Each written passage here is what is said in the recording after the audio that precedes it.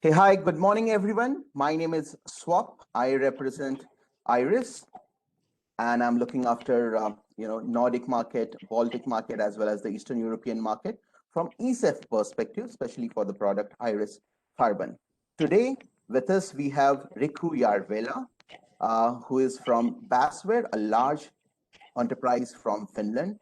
And Riku is working as a financial controller at Basware. And very importantly, Basware OIJ is one of a company which has voluntarily filed the ESEF in Finland. Because as we know, most of the countries, they have kind of postponed the mandate to the next year. But then with Basware, who has done the voluntary filing, with Riku today, we would like to understand, their experiences about this thing so that the companies will be filing from next year a lot. Good morning, Riku. How are you doing? Good morning, Swap. I'm doing well, thank you. Pleasure to have this interview with you. Pleasure to speak with you again. Okay. So, Riku, I have some set of questions I'm going to ask you, and I'm sure that your answers are definitely going to help everyone who's watching this video. Okay. Yeah. So, first question to you, by the way. What do you feel? What do you feel was more scarier, the movie, The Conjuring, or the ESEF mandate when you heard it for the first time a year back? Well, Swap, I'd have to go with the movie. I think that was way scarier. ESEF was a bit taunting as well, but yeah, that's something we could handle well. Good to know that. Okay, so as an organization, tell us about when did you get started with the ESEF project and how did you plan for this? Well, we started planning, I think, end of 2019 first, and then we had some internal planning, and then on Q1 2020 started to evaluate the service providers as well. Okay, great. Okay. And what was your approach towards the ESEF? Like, was it clear as to how you would go about it? For an example, like outsourcing or maybe doing it everything in-house? Or did you have experts who knew XBRL or you built your team from scratch? Please do share your experiences. Yeah, it wasn't clear at first. We didn't have any expert within our finance team, so we kind of needed to learn from scratch. And the first impression was that we'll do it in-house, since we didn't really know what kind of options were out there. So yeah, so it wasn't clear at first, but then yeah, looking into it, yeah, we definitely decided to outsource. Okay, and could you elaborate on your vendor selection process?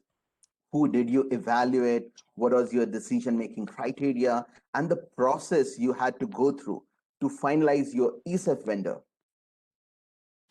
Yeah, we talked like maybe overall five service providers, and then continued with 3 of them. And we mainly wanted to see how is the user interface like, what are the deliverables and the qualities with it. So we saw some demos with the service providers, and based on that made our decision. So the quality was a bit hard to evaluate beforehand, obviously, because this was the first time, but we went with the global players. I think that was a safe bet, so to say. Good to know that. Okay. Riku, as everyone knows, that 2020 came up with a lot of surprises. At the end of the year, we had a surprise, which was like ESEF postponement as well. Just wanted to understand what is the impact of this ESEF mandate postponement and the decision to continue anyway. Yeah, that was a surprise, but we already decided that we should go on with the project. It was already in the late stage, and even before the postponement, we thought that yeah, we should do it and see this through, since we're gonna have to do it anyway at some point. So it made sense to finalize it now. Okay, so how was your overall experience with the ESEF project? Well, I would say everything went fairly smoothly. We got what was promised from our provider, and the quality was good. So, yeah, with good planning and communication, I think, yeah, we got it done well. Good to know that. Wow. And what was the effort, then steps, and the processes that went behind the entire ESEF exercise? Yeah, as I said, the planning was extensive, of course, but that made it easier then to execute the final filing. And yeah, I would say also the key to success was tagging the previous year financial statements beforehand. That really helped because then there's normally not that many changes within the next year. So yeah, you can just do the changes, and otherwise the tagging will be more or less the same. So that really helped a lot also in the planning phase. Wonderful. I was to come to that query because you were talking about planning. So how much do you think the dry run with your 2019 annual report help you? I mean, for those issuers who will comply with ESEF for 2021 annual reports, would you recommend a dry run with their 2020 annual accounts? Yes, well, 100% would recommend. It helped massively. So it made it a lot easier, and we were able to send the tags or our files already to auditors beforehand and check with them that it's all good. So yeah, definitely helped a lot.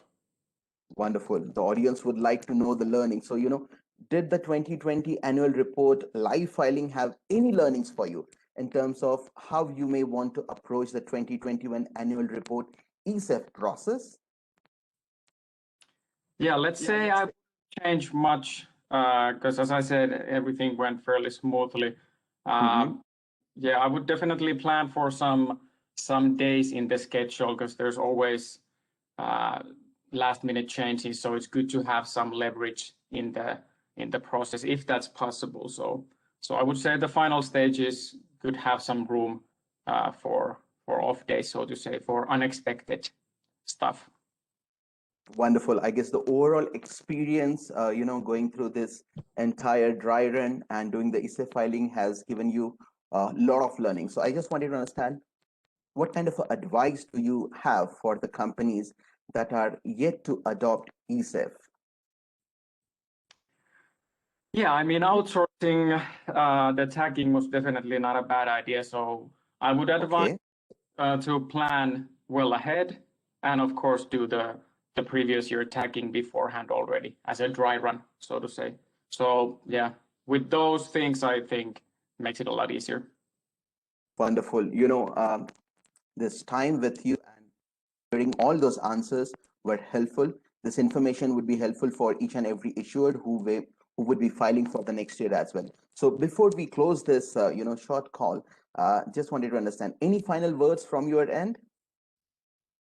Well, of course, we'd like to thank Iris for great process and great communication overall. So the deliverables were on time and with good quality. So no complaints here. Thank you very much. We really appreciate it. And again, thank you for your time for this interview. You have a wonderful day ahead. Cheers. Bye. My pleasure. Thanks. Bye. Thank you.